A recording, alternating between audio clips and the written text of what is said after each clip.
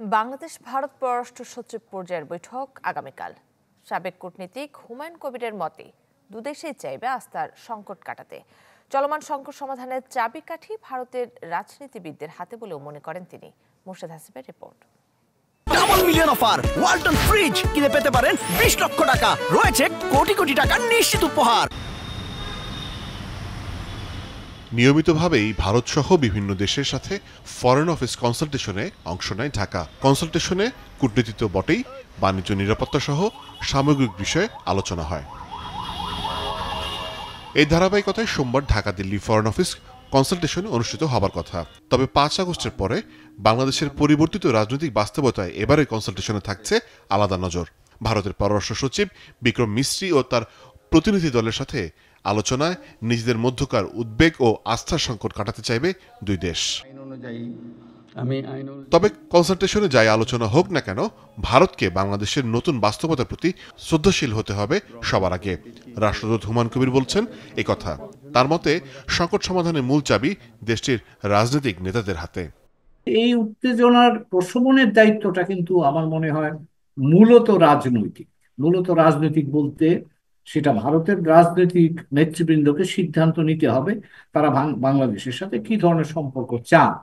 কারণ তারা এখন যদি যেভাবে যাচ্ছে তাতে কেউ যদি বলেন যে তারা একটা বিশেষ এজেন্ডা বাংলাদেশে প্রমোট করার জন্য চেষ্টা করছেন, তাহলে তো সেটাকে মানে সেটা সঠিক নয়। এই ধারণাটা তৈরি হওয়ার জন্য যথেষ্ট উপাদান কিন্তু তারা আমাদেরকে দিচ্ছেন না। সাবেক এই কূটনীতিকের মতে বিশ্ব জনমত বাংলাদেশের পক্ষে আছে, বরং আস্থার প্রতিযোগিতায় ব্যাকফুটে মোদী প্রশাসন। বাংলাদেশের প্রেক্ষাপটে আমরা এই ধরনের সারা পৃথিবীতে স্বতঃস্ফূর্তভাবে ভালোবাসা পায় এরকম নেতৃত্ব তো আমাদের হাতে আমরা কখনো পাই।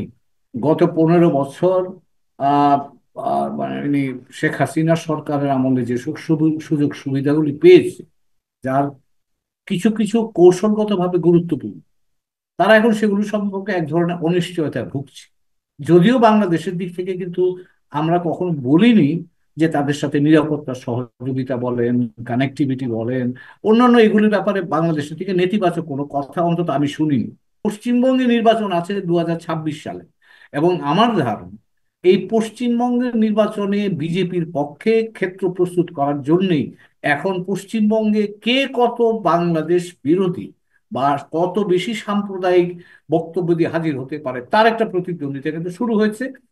ভারতের সামনে আপাতত বাংলাদেশের সাথে সম্পর্ক ঠিক করার খুব বেশি বিকল্প নেই বলেও মনে করছেন সাবেক এই রাষ্ট্রদূত।